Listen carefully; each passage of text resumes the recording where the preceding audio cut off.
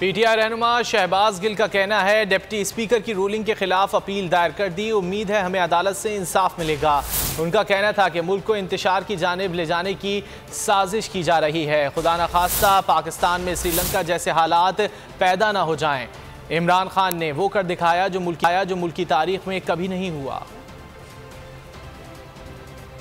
देखिए, जो पाकिस्तान को जिस इंतशार की तरफ लेके जाया जा रहा है, पाकिस्तान को जिस तरीके से श्रीलंका के हालात पर लेके जाया जा रहा है, वो सब कुछ सबके सामने है।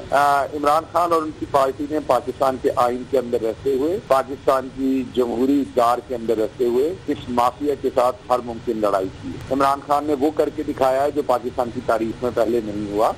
सिर्फ 90 दिन के अंदर अंदर उन्होंने पूरी एक अवाम की राब्ता मुहिम चलाई, अवाम को रोशनास करवाया जो एक बैरूनी साजिश हुई थी। अवाम पाकिस्तान की साथ खड़ी हुई और इस तादाद में पाकिस्तान की अवाम ने वोट डाला कि जिसकी शायद कोई नजीर नहीं मिलती। आपने देखा कि किस तरीके से एक ऐसी पार्टी जो जीत चुकी है, जिसको वाज़ेह अक्सरियत मिली वोट डालने के, परवेज इलाही खुद को अपना वोट नहीं डाल सकते मौजूदा स्पीकर के फैसले के मुताबिक, और उनको ये वोट डालने के बाद बताया गया कि उनके प्रेसिडेंट का या पार्टी चीफ का कोई खाता है, पहले नहीं बताया गया ताकि वो उनका वोट हर सूरत जाया किया जा सके। बहरहाल पाकिस्तान तहरीक इंसाफ ने पिटीशन दायर कर दी है।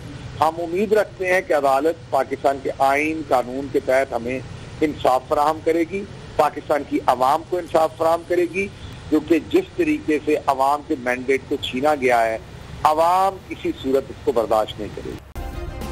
सब्सक्राइब करें और बेल दबाएं ताकि कोई खबर रह न जाए।